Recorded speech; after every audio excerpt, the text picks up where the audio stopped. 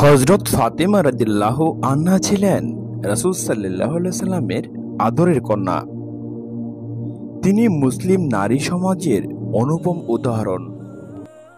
তার যাপিত জীবন সব মুসলিম নারীর জন্য অনুসরণীয় আদর্শ। রাসূল সাল্লাল্লাহু আলাইহি সাল্লাম তার সম্পর্কে বলেছেন, ফাতিমা জান্নাতি মহিলাগণের সর্দার।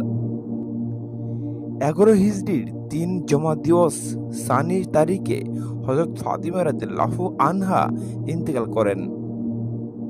মৃত্যুকালে তার বয়স হয়েছিল মাত্র 19 বছর।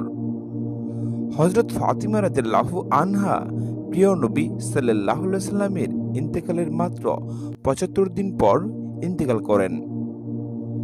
রাসূল সাল্লাল্লাহু আলাইহি সাল্লাম মৃত্যুকালে হযরত ফাতিমাকে লক্ষ্য করে বলেছিলেন, আমার পরে আমার বংশ থেকে তুমি সর্বপ্রথম আমার কাছে আসবে তথা দুনিয়া থেকে বিদায় নেবে। বুখারী। ক্ষুধাভীরতা, আত্মত্যাগ ও সাহিত্য প্রতিভা সহ সমস্ত মানবীয় মহৎ গুণে পূর্ণতার অধিকারী এই মহিষী নারীর আলোকোজ্জ্বল অস্তিত্ব কেবল নারী জাতি নয়, গোটা মানব জাতির জন্যই চিরন্তর গৌরবের উৎস।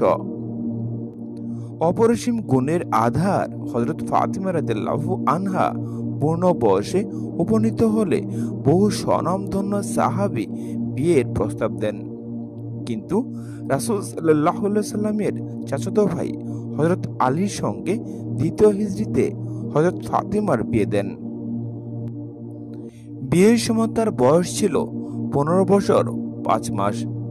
এই বিয়েতে মোহর ছিল মাত্র 480 দিরহাম। হযরত আলী রাদিয়াল্লাহু আনহু অত্যন্ত সাধারণ জীবনযাপন করতেন। হযরত ফাতিমা রাদিয়াল্লাহু আনহুর গর্ভে হযরত হাসান, হযরত হুসাইন ও মহসিন নামে হযরত আলীর 3 পুত্র সন্তান এবং জয়নাব ও উম্মে কুলসুম নামে 2টি কন্যা সন্তান জন্মগ্রহণ করেন। মহসিন রাদিয়াল্লাহু আনহু বাল্যকালে ইন্তেকাল করেন।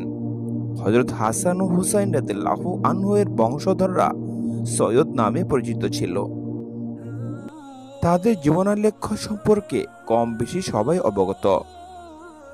হযরত ফাতিমা রাদিয়াল্লাহু আনহাকে পিতা রাসূল সাল্লাল্লাহু আলাইহি সাল্লামের বিয়ের সময় সংসারের জন্য দিয়েছিলেন একটি চাদর, খেজুর গাছের ছালে ভরা একটি বালিশ, একটি চামড়ার গদি, একটি দড়ির খাট, একটি মোশক অর্থাৎ চামড়ার তৈরি পাত্র এবং একটি আটার পিষার চাক্কি।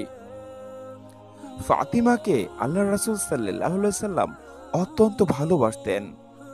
তিনি বলেছিলেন, ফাতিমা আমার একটি টুকরো, সে যাতে খুশি হয় আমিও তাতে খুশি হই, সে যাতে কষ্ট পায় আমিও তাতে কষ্ট পাই।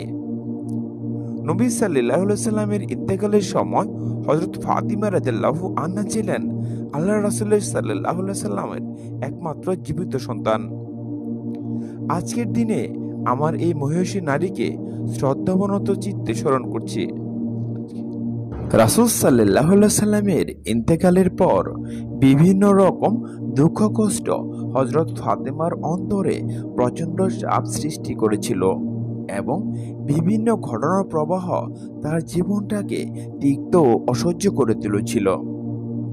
তিনি তার সম্মানিত পিতাকে অত্যন্ত ভালোবাসতেন এবং কখনো তার বিচ্ছেদকে সহ্য করতে পারতেন না। একদিকে তার জন্যে পিতার বিয়োগ ব্যথা অত্যন্ত বেদনাদায়ক ছিল, অপরদিকে আমিরুল মুমিনিনের খেলাফতের বিরুদ্ধে চক্রান্তকারীদের আচরণ হযরত ফাতিমা জাহরার রূহ ও দেহে সাংঘাতিক ক্ষতের সৃষ্টি করে।